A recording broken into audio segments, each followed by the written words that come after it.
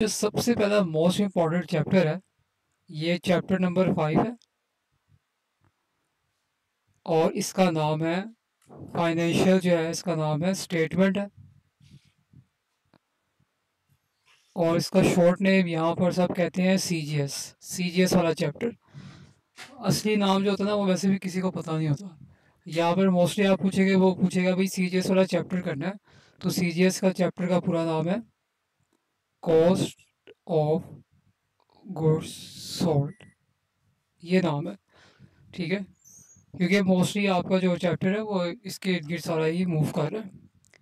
Financial statement इस chapter का नाम है और चैप्टर नंबर 5 मोस्ट इंपॉर्टेंट है, बहुत ज़्यादा इंपॉर्टेंट है, क्योंकि सम टाइम एग्जाम्स में इसमें से 2 सवाल भी दे देता है, सम टाइम 1 सवाल दे देता है। इस दफ़ा 2 सवाल आए थे, मीन्स के आपके एक ही चैप्टर से 2 सवाल आए हैं, तो आपके 40 नंबर वैसे ही क्लियर हो गए।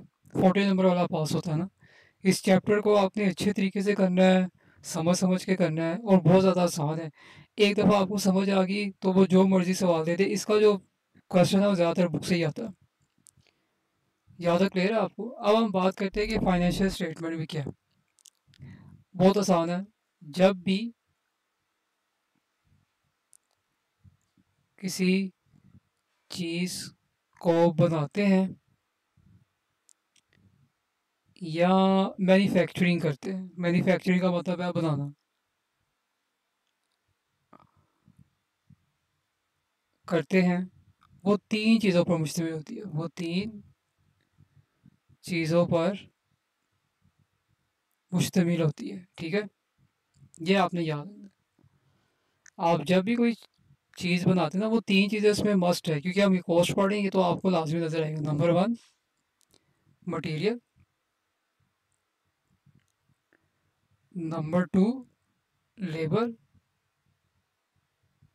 नंबर 3 एफ अब ये एफ क्या होता है? इसका पूरा नाम है फैक्ट्री ओवर हेड। अब इसका मैं अलग अलग मीनिंग बताता हूँ, ये आपने याद रख लेना है। ये आपकी पूरी कोर्स ना इन चीज़ों के इर्द गिर्द घूमती रहेगी, मटेरियल, लेबर, एफ। सिंपल सवाल है, आप जब भी कोई चीज़ बनाते हैं तो 3 चीज़ें इसमें लाजमी शामिल हो गई। मटेरियल लगेगा, लेबरिंग लगेंगी और एफ लगेगा। यहाँ तक ओके आपका? जी सर। ये पहला पेज है आपका। अब क्लास स्टार्ट होगी ना, बाद में जब आना स्टार्ट होना, उसके बाद भी कहना हमारा पीछे वाला रह गया, ये रह गया, वो रह गया। अब ये सबसे पहले मटेरियल की बात करते हैं। मटेरियल की 2 टाइप है, ठीक है। एक आपका डायरेक्ट मटेरियल, एक आपका इनडायरेक्ट मटेरियल। अब इन दोनों में फ़र्क क्या है, ये भी आप देख लें। डायरेक्ट मटेरियल्स एग्जांपल मैं आपको देता हूँ। फॉर एग्जांपल आपने घर में रोटी बनानी है, तो आपको क्या चाहिए होगा उसके लिए? रोटी बनाने के लिए आप आटा। आटा चाहिए होगा, मतलब जो आपका फ्लोर है ना, वो आपका डायरेक्ट मटेरियल। क्यों? मेन पार्ट, डायरेक्ट मटेरियल में मतलब मेन पार्ट चाहिए होता है। मीन्स के आपने रोटी बनानी है, तो रोटी बनाने के लिए आपके पास आटे का होना चाहिए, क्योंकि आटा एक मेन पार्ट है आपका डायरेक्ट मटेरियल का। अगर आपके पास आटा नहीं है तो आप रोटी नहीं बना सकते। ठीक है, क्लियर है? जी सर। दूसरा पार्ट, आपने वो बनाना है, फर्नीचर का सामान बनाना है, तो फर्नीचर बनाने के लिए आपको मेन चीज़ क्या चाहिए होगी? लकड़ी। लकड़ी। तो वुड, या तो ये सारे मेन आपके पार्ट्स है। डायरेक्ट मटेरियल में वो चीज़ें आती है जो मेन पार्ट होता है, अगर वो आपके पास नहीं होगा तो आप काम नहीं कर सकते। ठीक है, इसका मतलब डायरेक्ट मटेरियल होता है।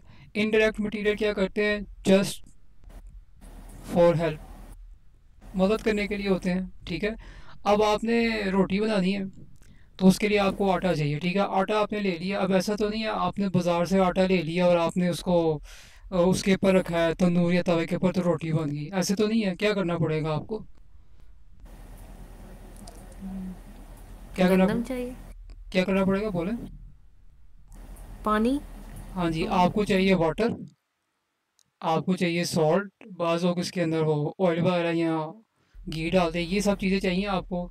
इसको मिला के आप उसको गूंदोगे और गूंदने के बाद भी रोटी बनेगी। मतलब ये चीज़ों ने क्या किया है, इन्होंने हेल्प की है, लेकिन मेन चीज़ आपका आटा था। अगर आपके पास आटा नहीं होगा तो ये 3 चीज़ें भी कुछ नहीं कर सकती। ठीक है, समझ आ गई आपको? जी सर। तो indirect material just for help करने के लिए होता है, डायरेक्ट मटीरियल में मेन चीज़ होती है।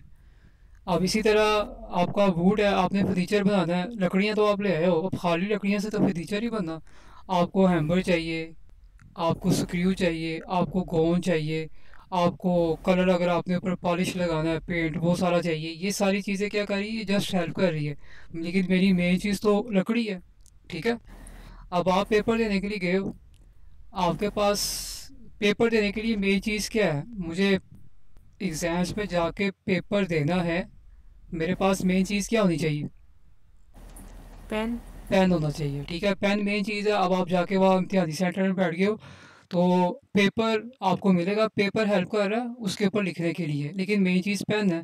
अगर खाली जो है वो पेपर भी आपको मिल जाए लेकिन आपके पास पेन ना हो, तो आप कुछ भी नहीं लिख सकते। ठीक है।